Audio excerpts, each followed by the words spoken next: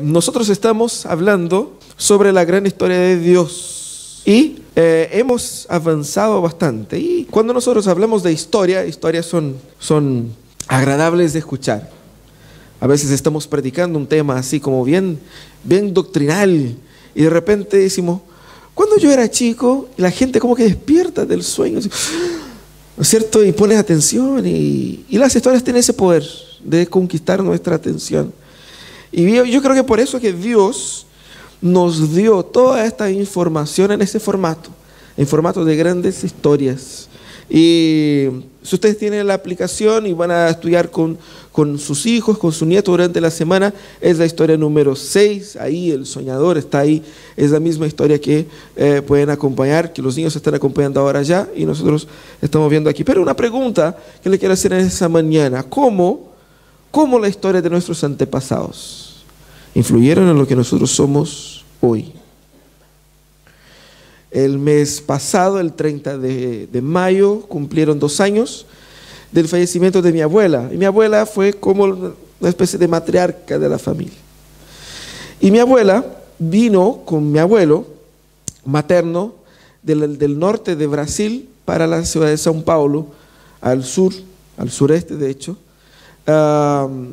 Ella tenía sus 20 y pocos, estaba con su segunda hija con días, o como 1 mes y medio o algo así, de haber nacido, y viajaron en una embarcación.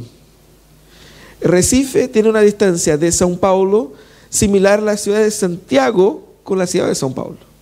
Entonces ustedes imaginan que son más o menos más de 3.000 kilómetros de distancia, y hacerlo en barco no fue agradable y tampoco fue en primera clase, ¿no es cierto? Sabemos que fue una experiencia bastante interesante. Ellos entonces, los dos, dejaron la parte norte del país con toda su familia y fueron al sur, donde habían uno que otro familiar, pero mayormente casi nadie, a empezar de cero. Y llegando ahí, en São Paulo, en aquel entonces, habían algunas posibilidades de comprar terreno en las partes menos importantes, obviamente. Y en la región donde nosotros terminamos viviendo, habían 2 posibilidades. Había una que las personas que estaban vendiendo decían, mira, ese lugar aquí es bueno, pero tiene un problema. Cuando llueve, se inunda. Y están así que hay fotos antiguas de la gente que vivía en ese barrio. Ellos tenían barcos en sus casas, porque se inundaba de verdad, ¿no es cierto? Y había un otro terreno donde ellos dijeron, mira, aquí ese terreno es estratégico porque hay un proyecto del gobierno de hacer por la misma calle tuya una avenida que va a conectar ese barrio con el otro barrio que está al otro lado del río, el río Tieté, que corta la ciudad, que era un barrio importante. Entonces va a ser una gran avenida con una gran conexión, va a estar aquí en el eje, en uno de los ejes de la ciudad, y va a ser fantástico. Entonces mi abuelo, entre comprar un terreno en un lugar que se inunda y comprar un terreno en un lugar donde va a prosperar y transformarse en un eje de la ciudad, ¿no es cierto? Él no pensó 2 veces. Bueno, infelizmente el desarrollo urbanístico de la ciudad no respetó, como suele pasar, la opinión de los corredores de inmuebles. Lo que pasó fue que la región donde se inunda, y que de cierta manera sigue inundando, yo no sé por qué no arreglan eso, esa región prosperó. Esa región hoy día tiene ahí un inmenso hipermercado cerca de un gran mall que está ahí cerca, se valoró bastante. Y la región donde mi abuelo compró terminó, el proyecto del gobierno nunca funcionó, nunca llegó a la avenida, el puente, nada, y terminó siendo lo que nosotros conocemos aquí en Chile, en todo el mundo, como favelas, porque mucha gente que venía del norte, al igual que mi abuelo, fueron seducidos por estas, ¿no es cierto? Y en los 80, 90 vinieron obviamente una gran cantidad de migrantes y transformó ese sector ahí en una favela, y obviamente el valor del inmueble, ¿no es cierto?, desapareció, y todos los proyectos que ellos habían hecho inicialmente ya no existían. La cosa es, ¿Y por qué les cuento eso? Porque fue en ese contexto, viviendo ahí, que sin saber, sin conocer, en ese mismo barrio, mi otro abuelo, mi abuelo paterno, decidió instalar ahí un taller de mecánica. Y sin saber, mi mamá y mi papá vivieron pasaron su adolescencia en el mismo barrio, pero sin conocerse. Porque mi abuela era una mujer de oración, había incluso plantado una iglesia en ese barrio, era la mujer de oración del barrio. Y mi abuelo era de lo que nosotros podemos llamar aquí en Chile de espiritista, y tenía ahí un local donde hacían esos rituales de religión afro, todo lo opuesto, ¿no es cierto? Ellos estaban en lados opuestos espiritualmente, ¿no? Y Dios fue construyendo una historia de tal manera a que unas amigas de mi mamá invitaron a mi papá, porque lo conocieron cuando fueron a llevar a su auto a arreglar, y mi papá, joven, adolescente, lo invitaron a la iglesia, y llegando a la iglesia él se convirtió, y ahí conoció a mi mamá, y mi mamá estaba pololeando ya hace 4 años con un compañero, y mi papá decía a mi tía, decía que él se iba a casar con mi mamá, y mi mamá estaba pololeando todavía, ¿no es cierto? Y de hecho así fue, ¿no? Hombre de fe. Mira cómo Dios va construyendo las cosas y cómo la historia se va dando. Y estos acasos terminan siendo partes importantes de nuestra historia. Y es así como Dios hace las cosas. Es así como Dios hace las cosas. Muchos años después, ustedes saben que con Mariana nosotros nos conocimos desde Guagua. Y yo ya estaba aquí en Chile y yo tenía un matrimonio que asistir en Brasil, el matrimonio de una prima, y yo no tenía condiciones de ir, porque como algunos de los hermanos saben, en 2012 fue, 2012 entraron a robar en mi casa y se llevaron una mochila, y dentro de la mochila tenía el pasaporte. Y bueno, para sacar otro pasaporte sin tener el antiguo te cobraban el doble, y yo no tenía ni para uno, cuanto más para el doble. Y así que el pasaje uno puede, ¿no es cierto?, pagar en cuota, pero uno no puede ir al gobierno y decir voy a pagar mi pasaporte en cuántas cuotas. No, o sea, uno tiene que pagar al tiro. Y bueno, yo no tenía esa plata y no iba, yo definitivamente no iba. Y la cosa fue que ese ministerio con el cual trabajamos, que incluso hizo esa aplicación y todo eso, llamado One Hope, me invitó y me dijo, mira, nosotros queremos invitar a una reunión aquí, no sé cuándo, en el año siguiente. Y yo les dije, mira, yo no puedo ir porque no tengo pasaporte, hay que sacarlo, no se preocupe, nosotros te pagamos y te sacamos el pasaporte. Y me sacaron el pasaporte. Y con el pasaporte yo pude ir al matrimonio. Y cuando fui al matrimonio, fue ahí donde nosotros con Mariana volvimos a conversar y terminaron casando. Así que mira cómo ciertas casualidades influyen en nuestra historia.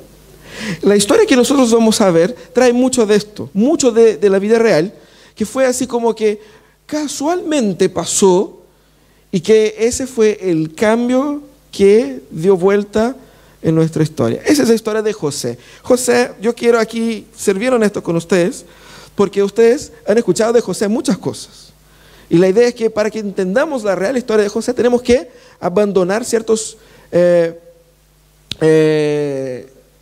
más que preconceptos, ciertos vicios, para que podamos entenderla bien. Pero antes, hemos dicho que la historia del Señor se va desarrollando, la salvación se va dando históricamente, ¿cierto?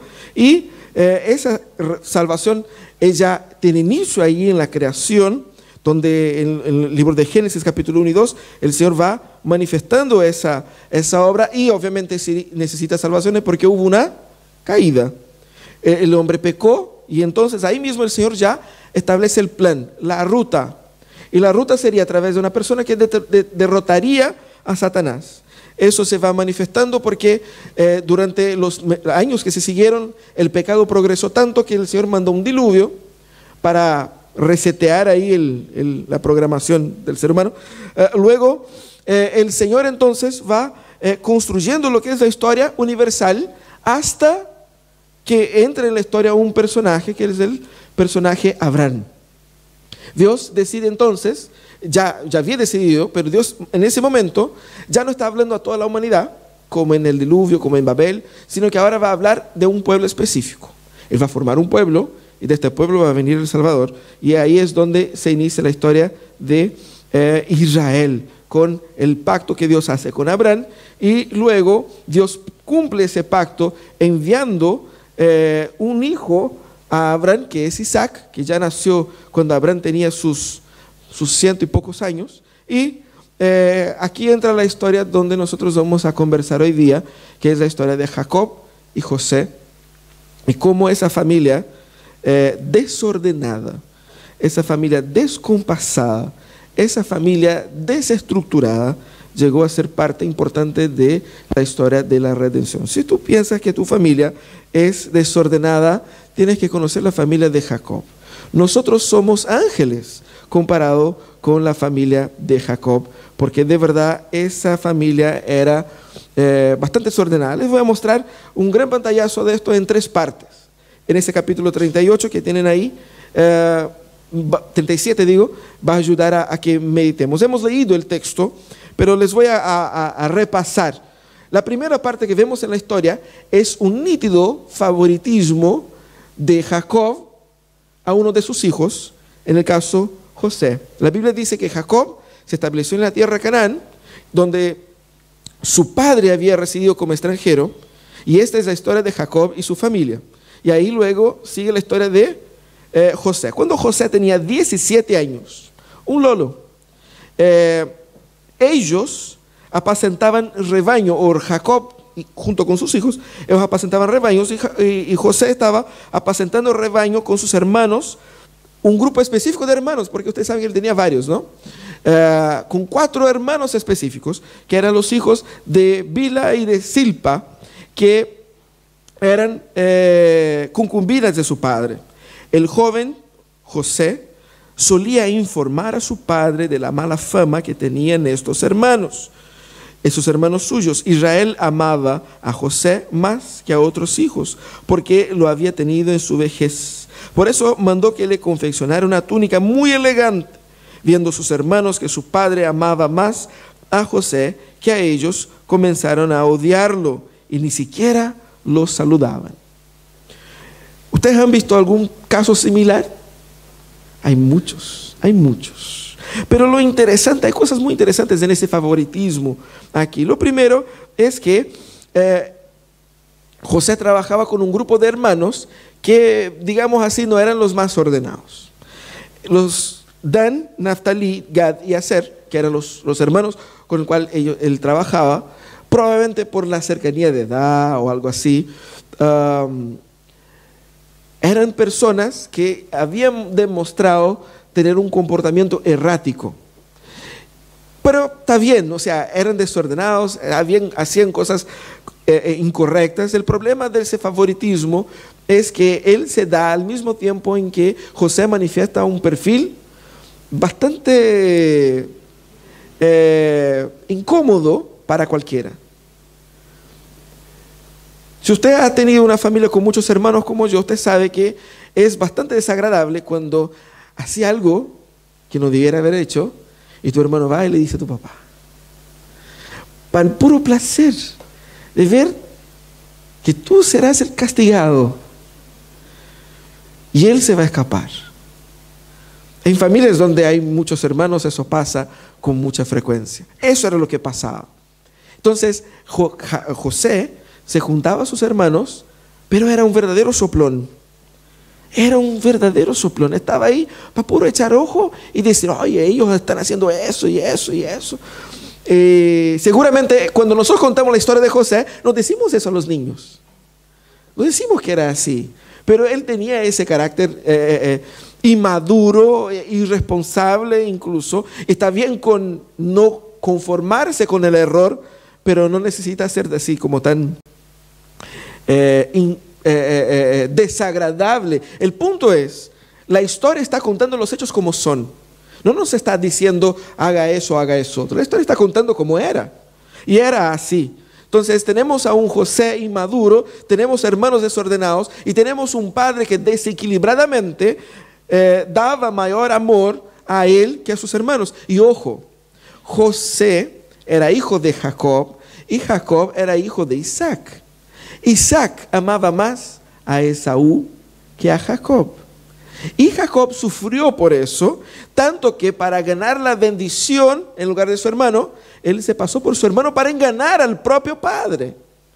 Entonces una persona que fue fruto de una familia dividida por cuenta del favoritismo, estaba haciendo lo mismo. Estaba haciendo lo mismo.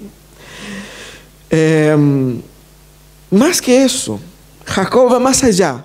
Una cosa que te guste, pero de algunos señales así como que de destaque más que otro. Jacob quiso hacerlo de una forma exagerada y le dio una túnica especial. Las Biblias ponen como, las traducciones quedan como una túnica de colores, una túnica con las mangas largas, pero la idea era que esa túnica tenía un perfil, un estilo de una ropa real, estilo de reyes. Entonces seguramente José era el único de la familia que tenía ese tipo de ropa. Era algo similar, supongamos aquí que tenía 4 hijos y le regale a uno de tus hijos, cuando cumple 18 años, un auto 0 kilómetros. Mientras que ni tú ni tus hijos, los demás, tienen ni siquiera condiciones de tener un auto. Y te hace el sacrificio. Imagínate la sensación de los demás, que nunca recibieron un auto cuando cumplieron 18. Y la gente ve la incoherencia, porque ni siquiera tú lo tienes. O sea, no es una cuestión así, una tradición familiar. Jacob entonces estaba aquí saliendo con las suyas en esa cuestión, y eso generó ¿qué cosa? Animosidad. La animosidad era tanta que los hermanos ya no disfrazaban y ya no había esa buena onda social. No, ellos ni siquiera los saludaban. Era una forma, el saludarse aquí era un ritual normal para expresar las no solamente buenas maneras, pero que estaban en paz. Lo que decían los hermanos a José de una forma no verbal, incluso a veces verbal, es que ellos no lo soportaban. No lo soportaban. Bueno, para empeorar la situación, el Señor le da a José sueños. En ese entonces ellos no tenían Biblia. Y ellos entendían que Dios se manifestaba también por medio de sueños. Pero los sueños de José fueron sueños especiales.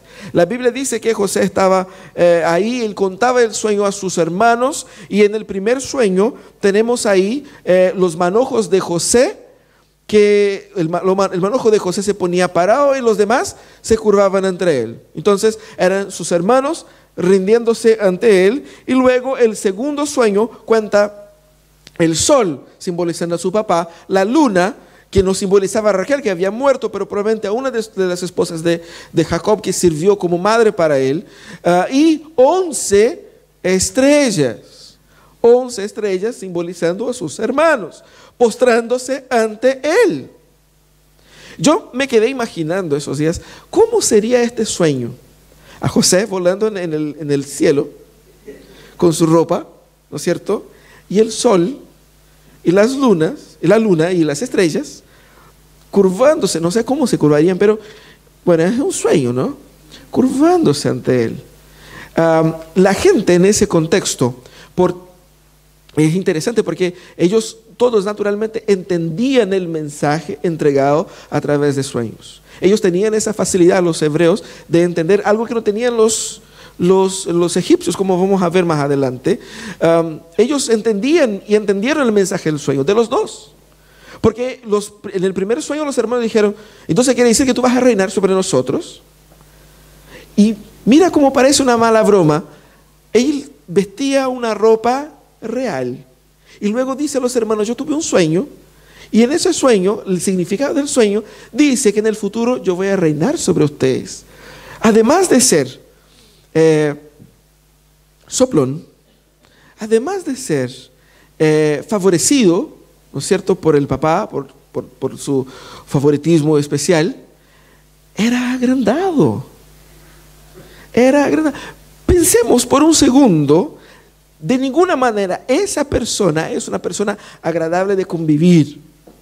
En ese contexto, vemos que los sueños de José estaban como que apuntando a un futuro que se daría. Y lo interesante es que estimula la animosidad, porque la Biblia dice que los hermanos no solamente se enojaron por cuenta del contenido que apuntaba hacia el futuro, rechazando lo que Dios había determinado para ellos, pero ellos también se enojaron por cuenta de cómo José contó la historia o el sueño.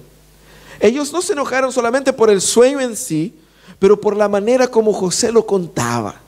Les sacaba pija, les estaba así como que, ay, miren ustedes. Y de verdad había probablemente una actitud de superioridad de la parte de José que estimulaba esa animosidad.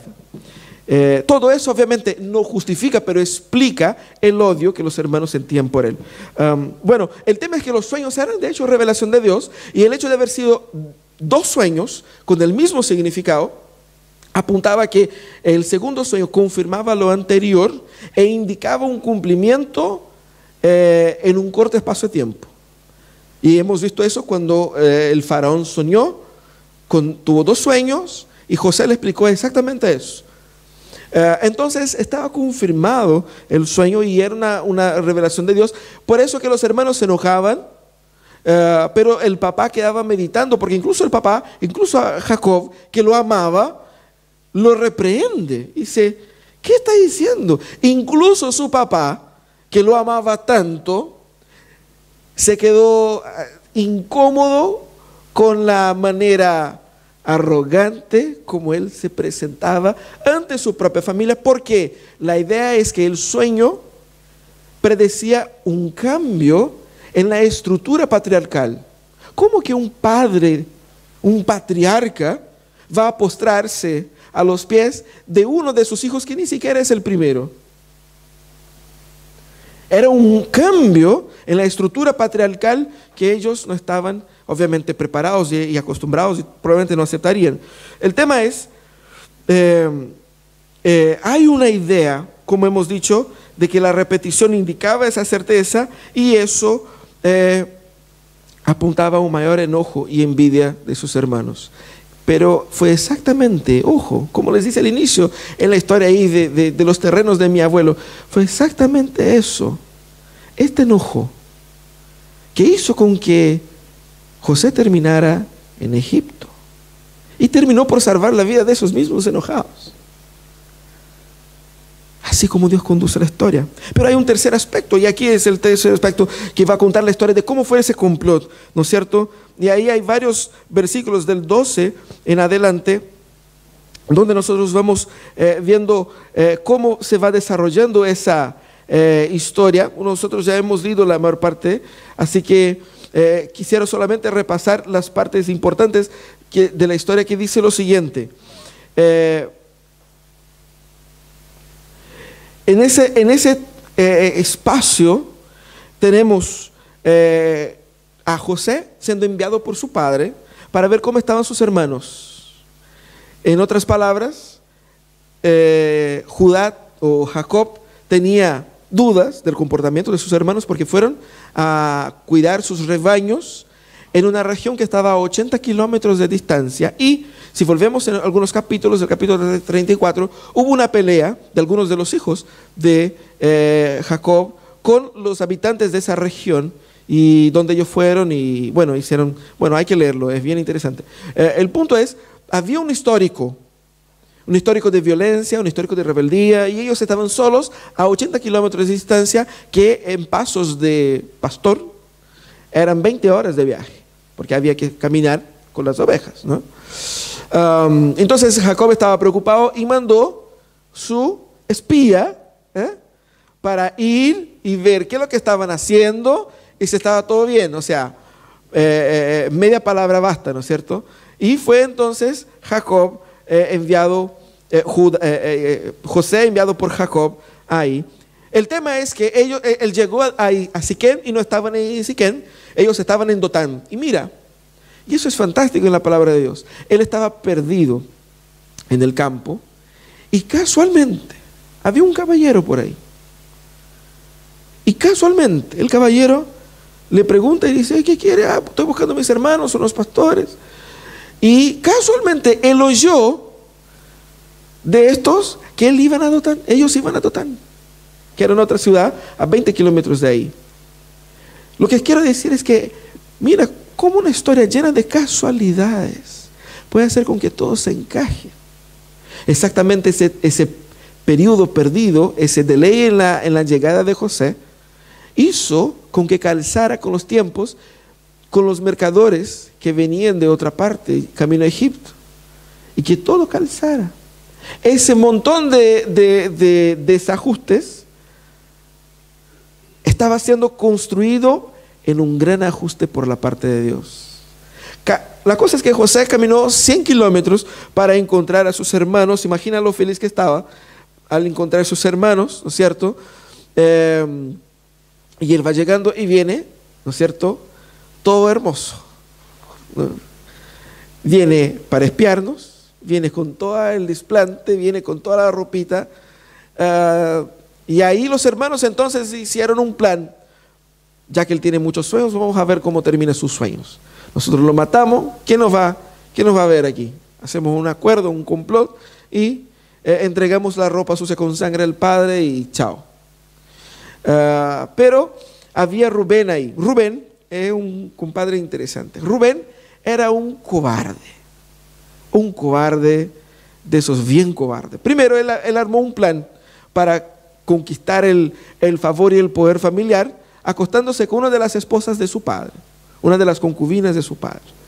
Y la cosa no funcionó bien y Jacob quedó con él aquí. Entonces él tenía ahí la oportunidad de recobrar las paces con su padre y decir a su padre: mis hermanos querían matarlo, pero yo lo salvé, su hijo favorito. Ese era el plan, ¿cierto? El plan no funcionó porque él era cobarde. ¿Qué es lo que pasó? En un momento que él se distrae, los hermanos lo venden. Y seamos honestos, la gente que lo compró no estaba caminando en avión, ellos estaban caminando en caballo, en animal, y iban lentamente, y él no tuvo el valor de ir atrás y buscarle y comprarlo de vuelta. Ni tampoco de enfrentar a sus hermanos y decir: ¿sabe qué? Yo voy a devolverle a mi padre y punto. Entonces, por eso no funcionó el plan ahí de Rubén. La cosa es que los hermanos entonces decidieron ponerlo en una cisterna, que era un pozo, tenía entre 2 y 6 metros, normalmente los pozos en ese momento. Ellos hacían eso para que cuando lloviese almacenase agua, y obviamente estaba vacío. Me imagino que el pozo no sería tan hondo, porque ellos lograron meterlo y luego lograron sacarlo. Entonces probablemente era factible meterle a alguien ahí. La cosa es, desnudo en el pozo, ahí botado, ellos tenían a su hermano así y tenían el desplante, la facilidad de: déjalo ahí y vamos a salir a comer. Y se sentaron a comer tranquilamente, mientras uno de sus hermanos estaba desnudo, botado ahí en el pozo. Sabe Dios por cuántas horas, quizás días, uno no sabe, la Biblia no nos dice.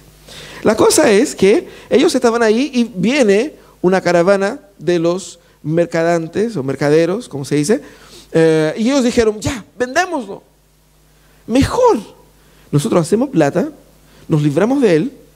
Y la idea de Judá era, al vender a él como un esclavo, él iba a morir sí o sí por la mano de otro.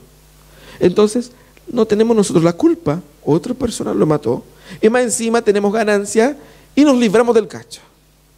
Era un plan perfecto, ¿no es cierto? El problema es que él no sabía que su plan era más perfecto de lo que él imaginaba.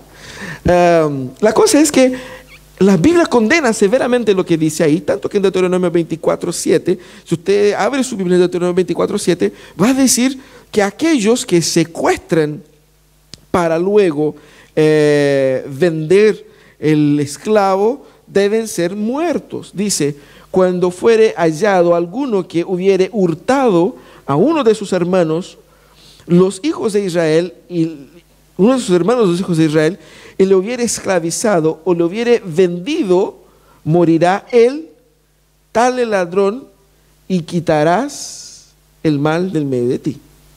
Entonces había, eso en el futuro, obviamente en ese entonces no existía esa ley, pero eso para mostrar el espíritu, el concepto de lo malo que estaban haciendo esos hermanos.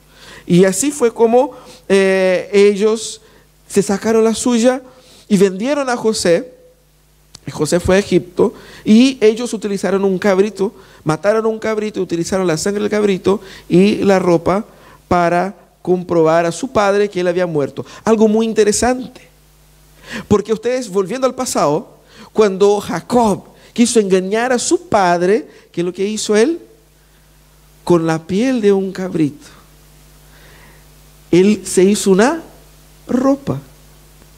Tenemos la ropa y tenemos el cabrito. Y antes, el que engañaba, ahora era engañado. Qué genial cómo la historia va, ¿no es cierto?, contándonos todas esas cosas. Y la historia termina con José yendo a Egipto. El capítulo 39 dice que el Señor estaba con él y todo lo que él hacía prosperaba. Aún siendo un esclavo, él fue puesto en un lugar de autoridad dentro de la casa de Potifar y el Señor estaba con él. La historia de la vida de José en Egipto vamos a ver la próxima semana, pero lo que queríamos pensar aquí hoy día es ¿qué es lo que esa historia nos enseña? Hay obviamente muchas cosas que no nos enseña, como cuidar a los hijos, por ejemplo, ¿no es cierto? Como cuidar a los hermanos,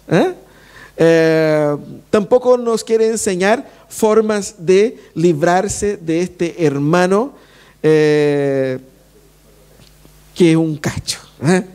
Yo creo que esa no es la forma más indicada, ni siquiera ni en aquellos ni en nuestros días. Pero yo creo que hay tres cosas muy importantes que esa historia nos enseña. La primera es que el Dios tiene control de todas las cosas. No se engañe, esa historia no es para enseñar a José como héroe, porque por esas habilidades obviamente héroe él no era. El Señor lo elige a él para ser aquel por medio de quien él va a librar su pueblo de la hambruna. No por sus méritos, no por su valor, porque el Señor quiso. Y el Señor va construyendo la historia. El Señor va utilizando los fracasos familiares para ir ampliando y abriendo camino para la realización de su plan. Pensemos en los sueños que José tuvo. Estos sueños sirvieron no solamente para provocar el enojo de sus hermanos, culminando en su venta al Egipto, pero también sirvieron para que José se creyera en sí mismo como una persona que recibe e interpreta sueños de Dios. Porque fue esa la manera, esa fue la forma como la que Dios utilizó a él en Egipto para que él pudiera ser útil al faraón. Dios estaba controlando todo. Mira su historia, mira su familia. Tú no tienes el control. Vas a decir, voy a hacer esto, voy a hacer eso otro, voy a sacar el título, voy a comprar esto, voy a hacer esto, voy a organizar de esta manera y todo cambia. Alguien te engaña, le va mal en el trabajo, le va mal en la prueba, le va mal en el pololeo y le fracasa el matrimonio y los hijos no salen como uno esperaba que saliesen así todo derechito, todo, ¿no es cierto? Que le gusta estudiar, y de repente no le gusta estudiar y es flojo y uno dice, ay Señor, ¿dónde fallé? ¿Dónde fracasé? Uno no tiene control de la historia. Dios está controlando todas las cosas. Esa historia es una historia contada para que nosotros entendamos que si nosotros somos salvos en Cristo Jesús es porque Él está dirigiendo nuestros caminos. Él no ha cerrado sus ojos a los fracasos que hemos vivido, ni siquiera a los éxitos, porque nosotros no sabemos para qué son estas cosas. No sé si ya ha pasado con algunos de ustedes, pero conmigo ya ha pasado. De repente se me viene una ofrenda, una donación inesperada. Y uno dice, oye, ahora tengo mucha plata. Y queda con eso, ¿no? Y de repente viene una gran necesidad y uno descubre, era para eso. Uno no sabe. Cuando yo empecé a estudiar español en 1995, nunca me imaginaría que estaría utilizando el español todos los días 20 años después. Yo no hice para eso. No voy a vender el cuento de que no, si yo desde pequeño soñaba y no tenía la menor idea de lo que iba a hacer en mi vida. Con 12 años, 13 años, yo me metí al curso porque era gratis. Esa fue la razón. Y ahí aprendí, y hay muchas cosas de lo que aprendí me ha servido. Yo no tenía idea. Y más encima yo estaba estudiando en el seminario, estaba viviendo a una puerta de distancia del pastor Caleb. Y mi departamento era el caos, la gente que vivía ahí era súper chanta, era terrible. Y por la gracia de Dios pude cambiar de departamento y me tocó justo el departamento con el pastor Caleb. Y fue así como las cosas fueron calzando y terminé aquí. Uno no sabe, pero Dios tiene el control de todas las cosas. Y quizás el sufrimiento que estás pasando hoy día es la forma como Dios se está preparando para algo que Él quiere hacer en ti o a través de ti en el futuro. Confía en Él. Él tiene control en todas las cosas y más. Él tiene planes mejores. Nosotros somos muy orgullosos y pensamos que nuestros planes son mejores que los planes de Dios. Yo voy a hacer, porque eso es lo mejor, eso, con todos los datos que tengo, con todo lo que recompilé, con todo lo que veo, ese es el camino. Cuando nosotros vemos esa historia, ellos no se imaginaban la hambruna que iba a venir. Y ellos no tenían ninguna propuesta y ninguna alternativa para solucionar ese problema. Pero Dios sí. Todo el caos que estaba pasando ahí no era ignorado por Dios. Y Dios se utilizó de este caos para traer a ellos planes mejores. Porque el plan de salvación no incluía solamente el plan de salvación que José iba a personificar, salvando a Egipto y al propio pueblo de Israel de la hambruna, sino que antes, en el capítulo 15, cuando Dios estaba hablando a Abraham que ni siquiera alcanzó a conocer a sus nietos, porque también tuvo un hijo a los 100, ¿no es cierto? Difícil.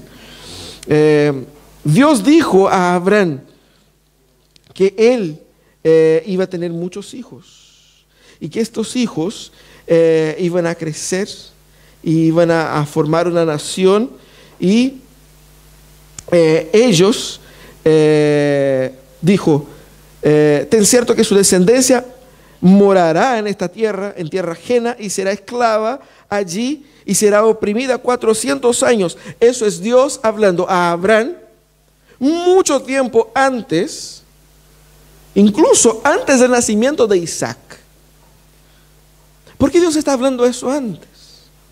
Porque el evento del Egipto no solamente sirve para salvar el pueblo ahí, pero sirve como uno de los puntos claves en el proceso de salvación de toda la humanidad.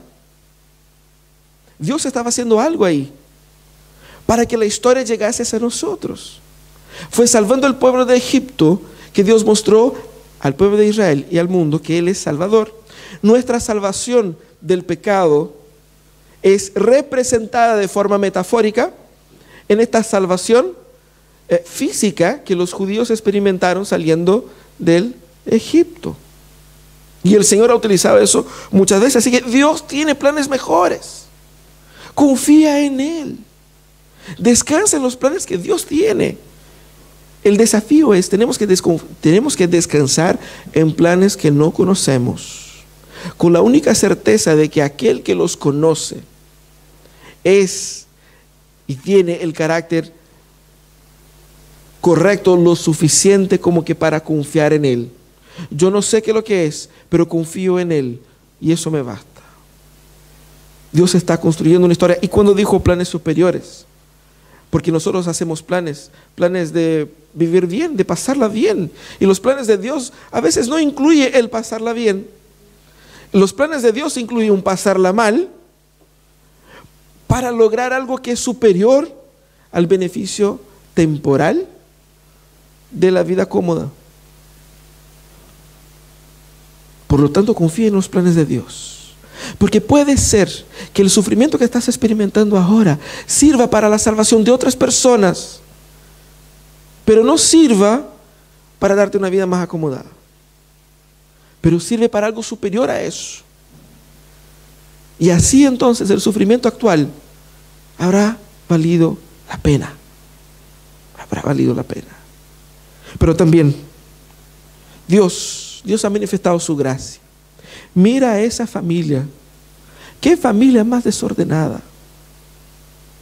Había un hombre que tenía 2 esposas que eran hermanas, cierra paréntesis, eran hermanas y peleaban entre sí.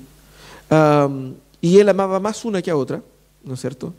Por lo tanto, amaba más a los hijos de una que a los hijos de otra. Y ellos inventaron esa costumbre loca de que ellas, para tener más hijos, ellas ofrecían a sus siervas para que su marido se acostara con las siervas también y tenían más hijos y se quedara como ellas como madre de esos. Es una locura, una locura. Una locura que el hecho de estar en la Biblia no significa que Dios está de acuerdo con eso. No, no está de acuerdo con eso. Una de sus hermanas fue violada por un hombre de Siquén. Y sus hermanos, para cobrar eso, hicieron un golpe contra los habitantes de Siquén. El tipo que la violó quería casarse con ella, que estaba arrepentido y todo el cuento. Y dijeron, ok, para casarse usted tiene que circuncidarse, todos los hombres de la ciudad. Ellos accedieron, entonces estaban fragilizados, sin fuerza. Ahí entonces ellos fueron allá y mataron a todos ellos. ¡Qué amor de familia! ¡Qué amor de familia! El hijo mayor se acostó con una de las esposas del papá. Los demás estaban peleando entre sí. Había uno que era el favorito, el otro que era desordenado, el otro que era... Era un caos de familia. Pero esa es la familia del pacto que Dios formó. Y ojo, estos hombres son los cabecillas de las tribus. De las tribus de Israel. La historia es tan genial porque muestra en el capítulo siguiente, el capítulo 38, la historia de Judá. Judá tenía 2 hijos y luego tuvo 3. El primer hijo se casó con una mujer. Esa mujer se llamaba Tamar. Y bueno, ese hijo que él tenía, el hijo de Judá, era tan malo, tan malo, tan malo que Dios lo mató. Y luego, por la ley, por la regla social que había, Tamar tenía el derecho de casarse con el hermano para mantener el derecho legal de mantenimiento, de ser la mujer a través del cual vendría el heredero familiar. Y pasó lo mismo, era malo también y Dios también lo llevó. Y ahí estaba esa viuda de 2 hombres y tenía un hermano menor. El hermano menor era un poco más chico y Judá dijo, deja que crezca un poquito y cuando crezca, ahí te lo paso. Y el tema es que los años pasaron, el niño creció, ella se dio cuenta que le estaban engañando. Y ella entonces armó un plan, mira qué fantástico. Ella se disfrazó de prostituta y se acostó con el suegro. Y de esta situación nació una guaguita. Y ahí entonces él dijo, cuando él supo que ella estaba embarazada, que ella se había prostituido, dijo, pero matémosla, ella es culpable de pecado. Y ella dijo, bueno, los dueños de este bastón y de este anillo es el papá de mi hijo. Y era de él. Ahí parece que se dio vuelta la historia. Esa es la familia genial que nosotros tenemos aquí. De esta guagua, de esta mujer, vino Jesús. Lo que quiero decir con esto es que Dios no obra en familias perfectas. 1, no existen. 2, Dios obra gracia en el caos que es la familia real. ¿Por qué todo eso está en la Biblia? Porque, hermanos, eso es la realidad. Esa es nuestra historia. Por lo tanto, confiemos en la gracia de Dios en nuestras familias. Si Dios ha sacado a su Hijo único de esta familia, es porque Él quiere decir a nosotros que de nuestras familias Él puede obrar gracia y sacar algo mejor de lo que nosotros imaginemos. Confiemos en Dios, descansemos en Dios, porque Él ha cuidado de nosotros. Él ha demostrado gracia. Confiemos en Él. La pregunta que les dejo es, ¿quieres descansar en el cuidado de Dios? ¿Quieres abandonar el control y decir, Señor, yo hoy día me jubilo de mi tarea de dominar y controlar mi vida? Toma tú el control. Yo no sé lo que va a pasar, no sé cómo va a pasar, pero yo quiero hacer tu voluntad y yo quiero que tú hagas tu voluntad en mi vida. Es un caos y yo no sé cómo arreglarlo. pero tú sabes. Sana las heridas. Cuida el corazón. Yo sé que muchos aquí están orando para la conversión de sus familiares, orando para la restauración de su familia, la restauración de su hogar, la salvación de sus hijos, para que el Señor ayude en el establecimiento financiero, en la organización social. Tenemos que poner eso delante de Dios, decir: Señor, toma control, confía en Él, no tengas miedo.